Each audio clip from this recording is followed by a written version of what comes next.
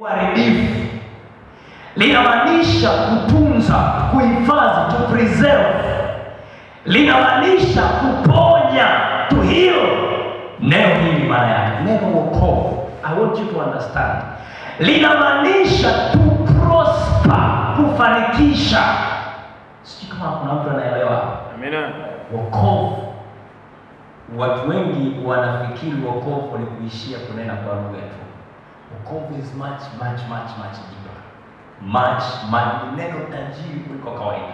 Na tafsiri ya neno hili imewekwa vizuri sana kwenye kitabu cha waraka wa 3 wa Yohana, sura ya 2, sura ya 1 mstari wa 2. Anasema, mpenzi, naomba ufanikiwe katika mambo yote na kuwa na afya yako. Kwanza anasema ufanikiwe katika nini? Katika mambo yote. Kusema mambo yote kwa Kiswahili maana yake ni mambo yote. Yaani mambo yote unayoyajua wewe ni mambo yote. Ufanikiwe katika mambo yote. Kama ningekuwa nalivunja ningesema, kama wewe ni mfanyakazi, naomba ufanikiwe katika kazi. Kama wewe ni mfanyabiashara, naomba ufanikiwe katika biashara. Kama wewe ni mkulima, naomba ufanikiwe katika kilimo.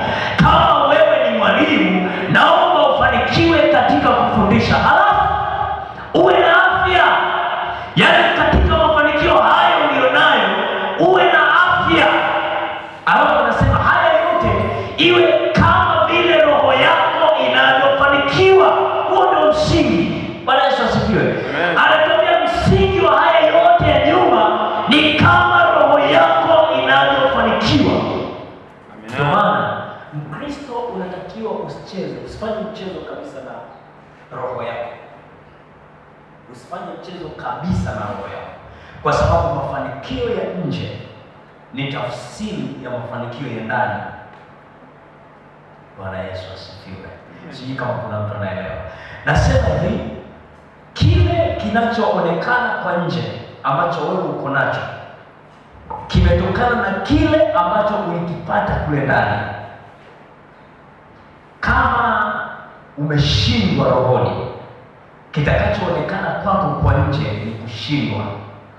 Ndio maana nasema, mpenzi, naomba ufanikiwe katika mambo yote na kuwa na afya yako kama vile roho yako ifanikiwa. Ndio maana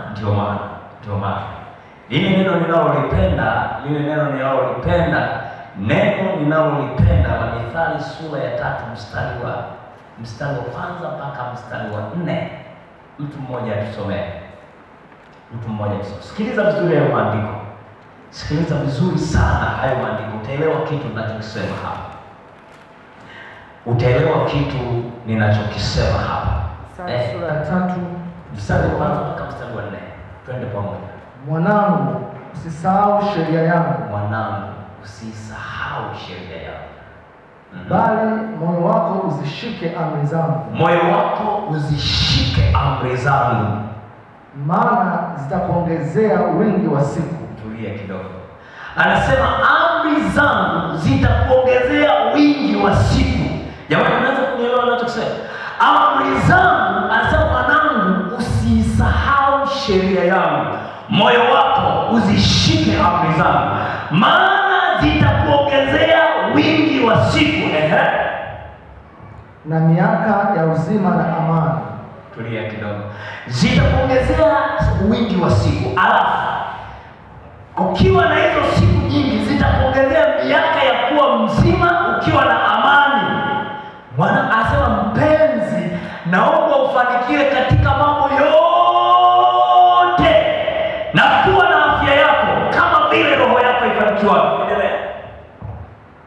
Rehema na kweli zisifarakane nawe. Rehema na kweli visifarakane nawe. Moyo wa rehema ni moyo uliojaa huruma. Moyo wa rehema ni moyo unaowahurumia watu.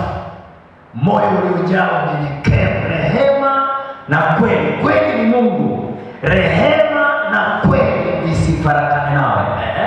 Zifunge shingoni mwako. Zifunge shingoni mwako. Ziandike juu ya kibao cha moyo wako. Ziandike, maana yake zisiondoke hizo.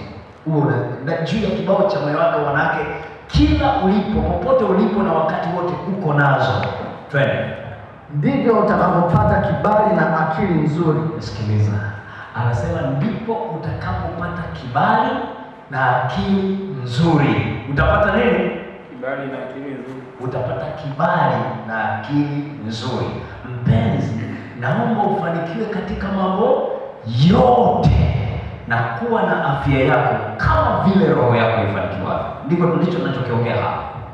Na ukisoma, achana na ukisoma Warumi sura ya 1 mstari wa 16, Paulo anasema, sionei haya Injili, maana ni uweza wa Mungu uletao wokovu kwa kila aaminie, kwa Myunani, kwa Myahudi kwanza na Myunani pia. Anasema Injili ni uweza wa Mungu uletao wokovu kwa kila aaminie. Kama Paulo angelivunja hili neno, angesema Injili ni uweza wa Mungu uletao uponyaji kwa kila aaminie. Alafu akaendelea akasema Injili ni uweza wa Mungu uletao baraka kwa kila aaminie. Alafu akaendelea akasema Injili ni uweza wa Mungu uletao uhifadhi kwa kila aaminie. Alafu akaendelea akasema Injili ni uweza wa Mungu uletao mafanikio kwa kila aaminie. This is the meaning of wokovu. Wokovu ni kama kifurushi kilichofungwa pamoja, yaani vitu vingi vilivyowekwa pamoja vikafungwa. So unapomwambia mtu nimeokoka, una wajibu wa kumwonyesha ushahidi wa wokovu wako. Sijui kama nimeanza kuongea. Let me speak something very big and something very tough. Ili watu waweze kukubaliana na mimi kwamba nimeokoka, I have to prove kwao kwamba nimeokoka. Haviwezi kutokea vyote kwa siku moja, kwa sababu vinaongezeka kulingana na nuru yangu inavyoongezeka. Siku moja nilikuwa naongea na rafiki yangu, kwenye mfano mdogo sana. Alikuwa anajifunza gari. Akaniambia, unajua kila nikitaka kuongeza speed huwa najikuta nimekosea. Nafanyaje? Nikamwambia speed comes with experience. Nikamwambia kasi inakuja kulingana na unapokuwa mzoefu, unapopata uzoefu. Huwezi kuwa na speed kama hauna uzoefu. Bwana Yesu asifiwe. What am I trying to say here? Ninachojaribu kusema ni kwamba nuru yako inaongezeka kwa kadri unavyozidi kumjua Mungu. Sikiliza, magonjwa yako yanaweza yasiondoke siku moja, lakini kadri unavyozidi kupata nuru ya Mungu yanaendelea kukimbia, kwa sababu kadri unavyozidi kupata ufunuo wa Kristo, nguvu yako inaendelea kuwa kubwa katika ulimwengu wa roho. Kuna vitu unaanza kuviona vyenyewe ambavyo hauhitaji kuomba, ila vinaanza kufa vyenyewe, kwa sababu the light is much bigger than the darkness in you, kwamba nuru inang'aa gizani na giza haliwezi kuiweza tena. Kwa hiyo kadri nuru yako inavyozidi kuongezeka, ndivyo giza lililo ndani yako linavyozidi kupotea. Sometimes you don't need to pray, you need to know God. Sijui kama unaelewa. Nasema kuna vitu ambavyo wakati mwingine hatuhitaji kuviombea, tunahitaji kumuona Mungu. The moment you allow the light of God to enter in you, unaporuhusu nuru ya Mungu kuingia ndani yako, giza linaanza kukimbia. Giza ni pamoja na magonjwa, giza ni pamoja na mifungo, giza ni pamoja na laana. Sikiliza, Biblia inasema hivi katika Isaya sura ya 10 mstari wa 27. Anasema kwa sababu ya upako nila mzigo wake utaondoka begani mwa shingoni mwake, nila zitavunjika na vifungo vitakatika. Kwa sababu ya upako, sio kwa sababu ya maombi, kwa sababu ya upako. Bwana Yesu asifiwe. Kwa sababu ya upako nila zitavunjika, mzigo utaondoka shingoni mwake, vifungo vitafunguka kwa sababu ya upako. Nataka nikwambie upako unakuja namna gani? Upako is not only the function of prayer, si tu kuweka mikono ili upako uje. Upako unaongezeka na unaendelea kuongezeka kwa kadri ambavyo unaendelea kumjua Mungu. Actually, upako unazalishwa kutokana na mahusiano ya wewe na Roho Mtakatifu. Kadri unavyoendelea kujenga ushirika na Roho Mtakatifu, Mtakatifu, upako unaendelea kujidhihirisha. Actually ndani yako kuna upako, ila umelala. Bwana asifiwe. Amen. Bwana Yesu asifiwe. Amen. Ngoja nikupe andiko la mwisho ubiri Bwana na yeye. Kila mara wanasemaga andiko la mwisho alafu mwisho haufiki. Ni pia mambo yanatoka wapi? Sasa hivi itakuwa mwisho. Jamani, hivi itakuwa mwisho hivi. Halo. Hivi nimesema mara mwisho mara ngapi sasa? Mungu nisaidie. Hili la mwisho. Sasa inakuja. Fanyaje? Okay. Waraka wa kwanza wa Yohana sura ya 2 mstari wa 27. Sikiliza maandiko yanaposema.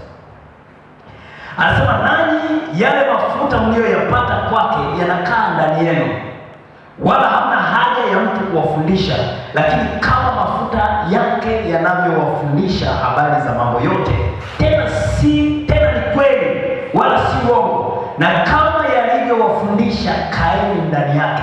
Anasema mafuta mliyoyapokea yanakaa ndani yenu. Bwana Yesu asifiwe. Amen.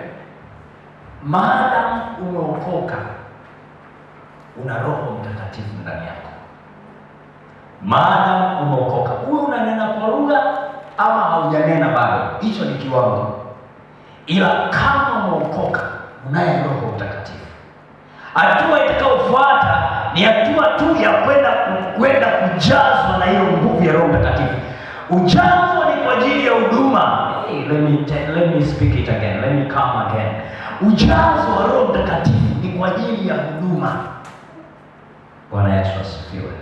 Lakini ndani yako kunayo hiyo nguvu ya Roho Mtakatifu. Kunayo hiyo Roho Mtakatifu. Kunayo hayo mafuta. Na wanasema mafuta mliyoyapokea kwake yanakaa ndani yenu. Nayo mafuta yanawafundisha. Wala hamhitaji mtu mwingine yeyote awafundishe, bali kama mafuta yale mliyoyapokea yawafundishavyo, nayo ni kweli tena si uongo, kaeni ndani yake. Maana ndani yenu kunayo mafuta. Bwana Yesu asifiwe. Amen. Hallelujah. Amen. Pray in the name of Jesus. Amen. Pray in the name of Jesus. Kuomba katika jina la Yesu.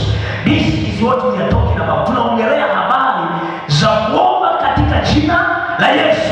Ili uombe katika jina la Yesu, nakwambia lazima uwe umeelewa jina lenyewe ni nini, jina lenyewe limebeba nini, jina lenyewe linamaanisha nini. When you cast the devil in the name of Jesus, you know what you are carrying. Unapokemea pepo kwa jina la Yesu, lazima uwe unayo hiyo nguvu ya Yesu na unajua ulichokibeba kutoka kwa Yesu.